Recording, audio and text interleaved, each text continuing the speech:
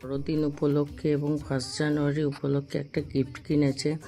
আমি কিচ্ছু জানতাম না। হঠাৎ শুভম দোকান বন্ধ করে রাত্রি 9টার সময় আমাকে ফোন করে বলছে যে বৌদি দরজাটা খোলো, দিদি একটা গিফট পাঠিয়েছে।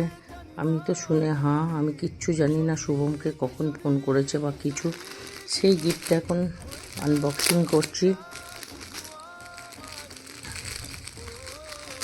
সেটাকে আবার গিফট প্যাকও করিয়েছে। একটা ছোট্ট গিফট, কিন্তু ওর সব জিনিসটাতে একটা সুন্দর সুন্দর ছোট্ট গিফট দেওয়ার খুব আছে।